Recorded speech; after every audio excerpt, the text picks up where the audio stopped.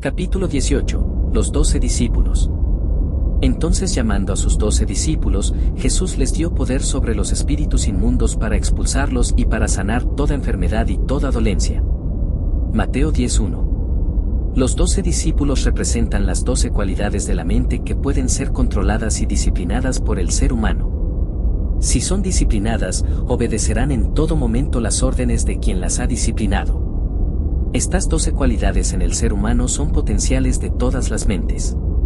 Cuando están indisciplinadas, sus actos recuerdan más a los actos de una pandilla que a los de un ejército entrenado y disciplinado. El origen de todas las tormentas y confusiones en las que está sumergido el ser humano puede hallarse directamente en esas 12 características mal relacionadas de la mente humana en su actual estado de inactividad. Hasta que sean despertadas y disciplinadas, permitirán que cada rumor y cada emoción sensual les afecten.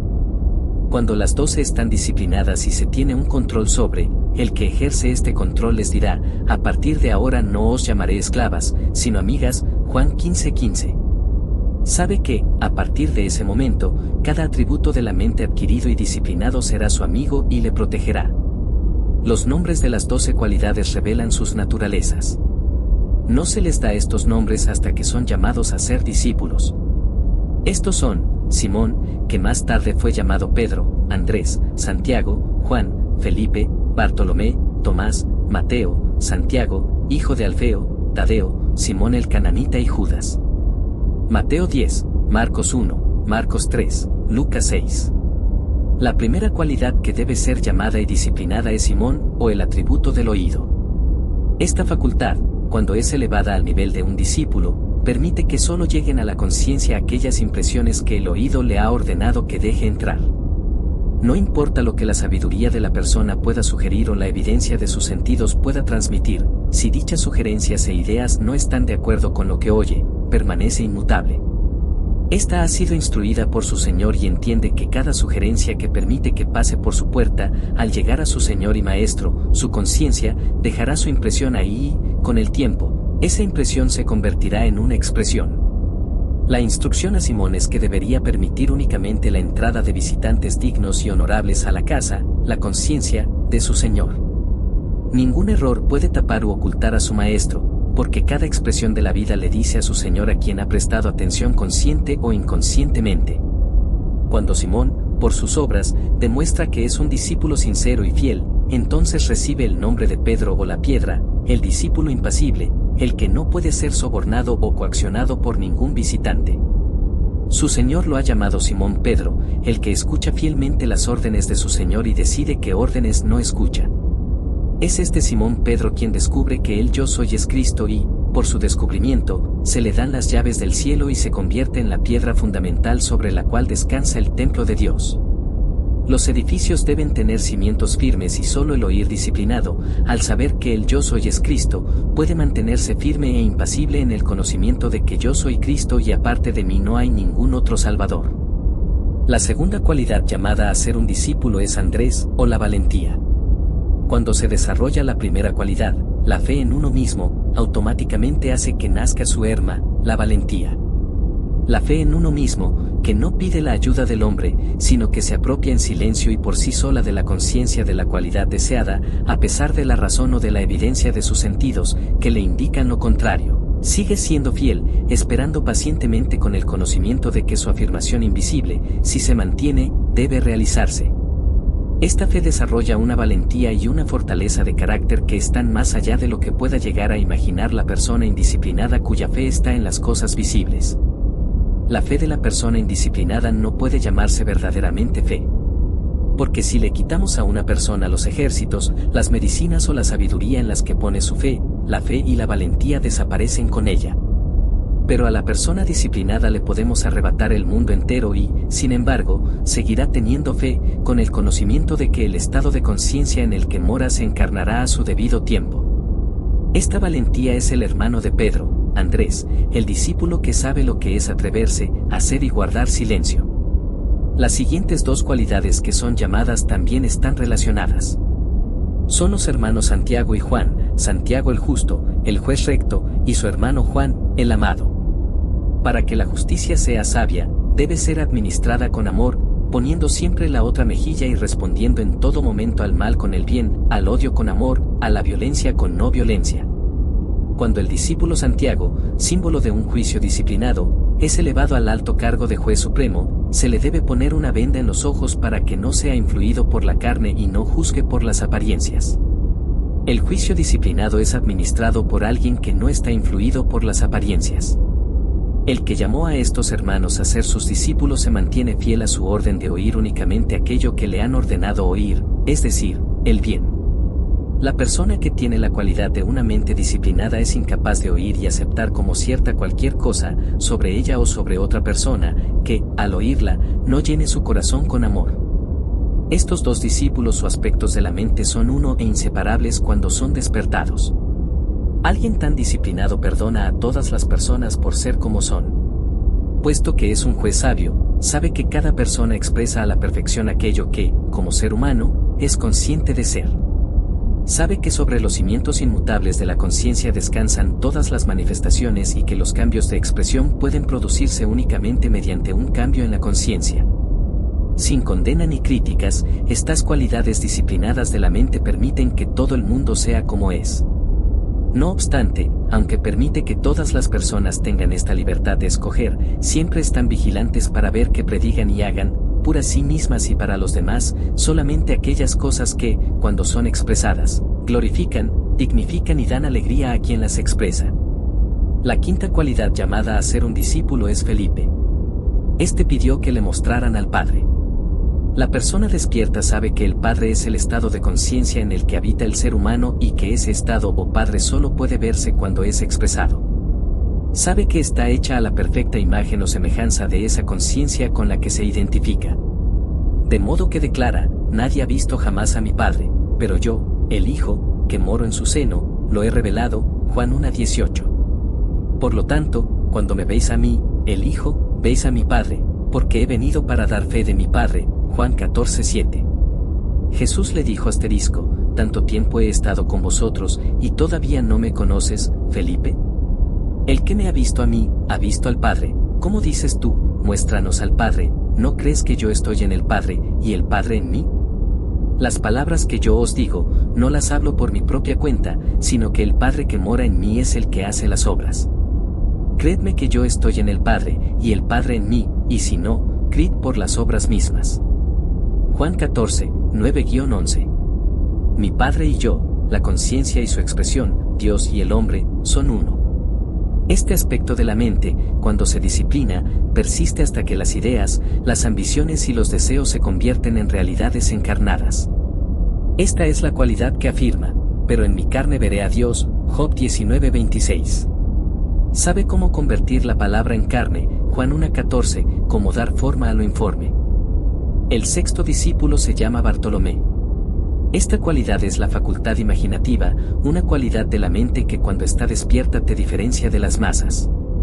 Una imaginación despierta coloca al que ha despertado por encima de la persona media, dándole la apariencia de un rayo de luz en un mundo de oscuridad.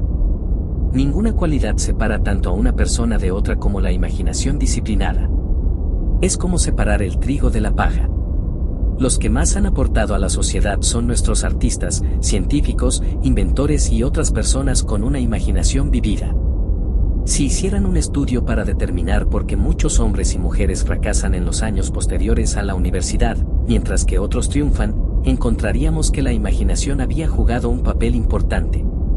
Un estudio de ese tipo mostraría que es la imaginación o la falta de ella la que hace que una persona sea un líder o un segundón. En lugar de desarrollar la imaginación del ser humano, nuestro sistema educativo a menudo la sofoca al intentar introducir en la mente de la persona la sabiduría que busca. La obliga a memorizar una serie de libros de texto que, con demasiada rapidez, son refutados por libros posteriores. La educación no se consigue introduciendo algo en una persona, su propósito es extraer de la persona la sabiduría que está latente en ella. Espero, lector, que conviertas a Bartolomé en tu discípulo, porque únicamente cuando esta cualidad sea elevada a la categoría de discípulo, tendrás la capacidad de concebir ideas que te elevarán más allá de las limitaciones del hombre. El séptimo se llama Tomás. Esta cualidad disciplinada duda, o niega, cada rumor o sugerencia que no está en armonía con lo que se le ha ordenado a Simón Pedro que deje entrar. La persona que es consciente de estar sana, no porque ha heredado una buena salud, ni por la dieta o el clima, sino porque ha despertado y conoce el estado de conciencia en el que vive, continuará expresando una buena salud, a pesar de las condiciones del mundo.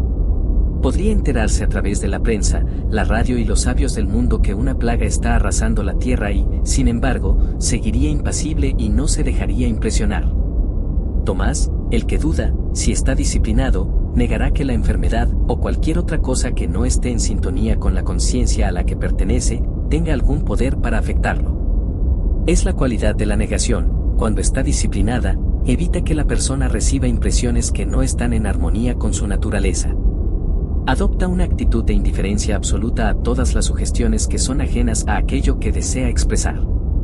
La negación disciplinada no es una lucha, sino indiferencia absoluta. Mateo, el 8, es el don de Dios. Esta cualidad de la mente revela que los deseos del hombre son regalos de Dios. La persona que ha llamado a este discípulo a la existencia sabe que todos los deseos de su corazón son un regalo del cielo y que contienen el poder y el plan para su expresión. Una persona así jamás cuestiona la forma en que se expresará. Sabe que el plan de expresión nunca le es revelado al hombre porque no se pueden averiguar las formas de actuar de Dios. Romanos 11:33. Acepta completamente sus deseos como regalos que ya ha recibido y sigue su camino en paz, confiando en que aparecerán. El 9º discípulo se llama Santiago, hijo de Alfeo. Esta es la cualidad del discernimiento. Una mente clara y ordenada es la voz que llama a este discípulo a la existencia. Esta facultad percibe aquello que no ha sido revelado para el ojo humano. Este discípulo no juzga por las apariencias, porque tiene la capacidad de funcionar en la esfera de las causas, por lo tanto, jamás se deja engañar por las apariencias.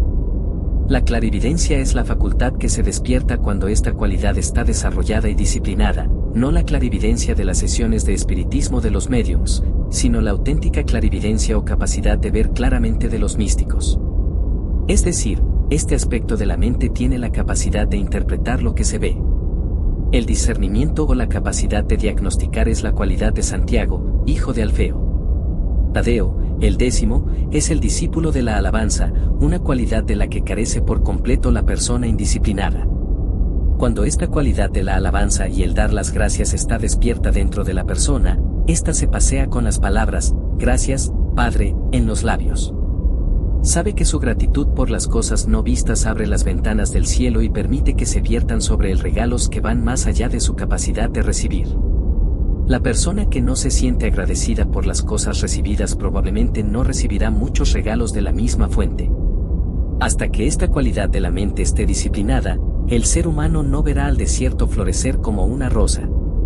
La alabanza y la gratitud son a los regalos invisibles de Dios, los deseos que uno tiene, lo que la lluvia y el sol a las semillas invisibles que están en el seno de la tierra. La 11ª cualidad es Simón de Cana. Una frase clave para este discípulo es, oír buenas noticias. Simón de Cana, o Simón de la tierra de la leche y la miel, cuando es llamado a ser discípulo, es la prueba de que alguien que posee esta facultad es consciente de la abundancia de la vida.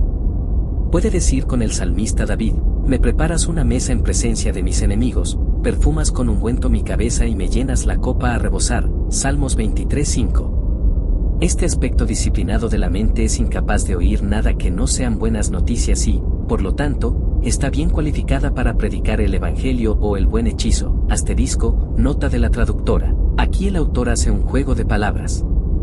Evangelio, en inglés es gospel, y buen hechizo, es Godspell. La 12ª y última de las cualidades disciplinadas de la mente se llama Judas. Cuando esta cualidad está despierta, la persona sabe que debe dejar de ser lo que es para poder convenirse en lo que desea ser. Así, se dice de este discípulo que se suicidó, que es la manera que tiene el místico de decirle al iniciado que Judas es el aspecto disciplinado del desprendimiento. Este sabe que su yo soy, o conciencia, es su salvador, de modo que deja ir a todos los demás salvadores. Esta cualidad, cuando está disciplinada, le da a la persona la fuerza para soltar. La persona que ha llamado a Judas a la existencia ha aprendido a alejar su atención de los problemas o las limitaciones y a ponerla en aquello que es la solución o el Salvador. El que no nace de nuevo no puede entrar en el reino de los cielos. Juan 3:3.